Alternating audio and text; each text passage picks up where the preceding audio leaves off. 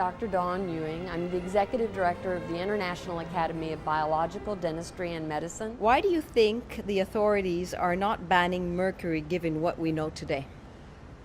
Honestly, I think that the American Dental Association owning the only patents that are left are part of what's hindering this, because if we look at the Minamata Convention, the rest of the world is recognizing that mercury is toxic.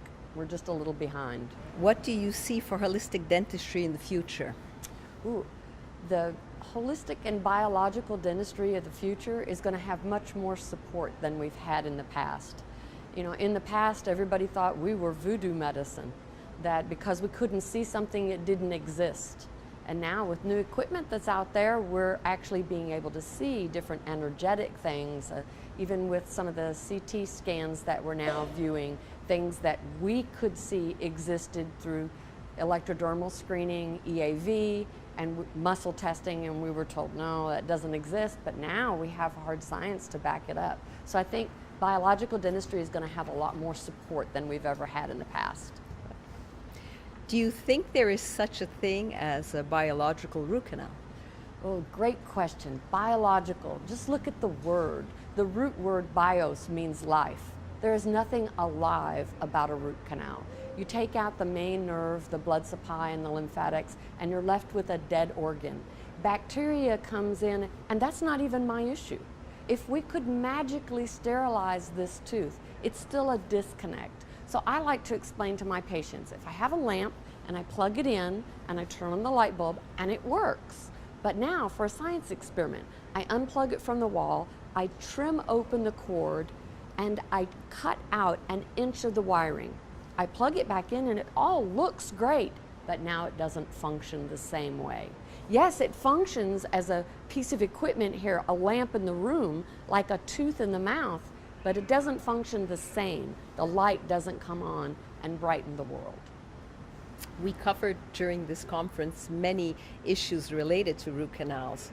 How would you explain the concern to your patients or to the public?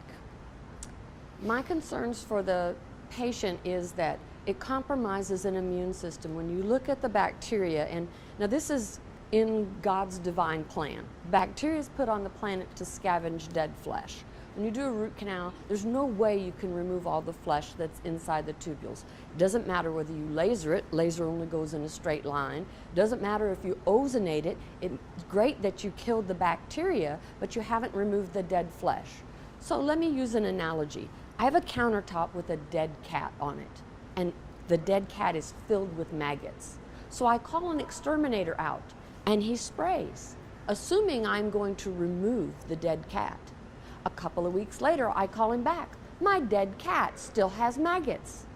He looks at me, you didn't remove the dead cat? It's not possible to remove the flesh that's inside the tubules. So it's in nature's course that new bacteria is going to come into that tooth. That bacteria was never designed to be inside a human body. The byproduct and waste from that compromises an immune system.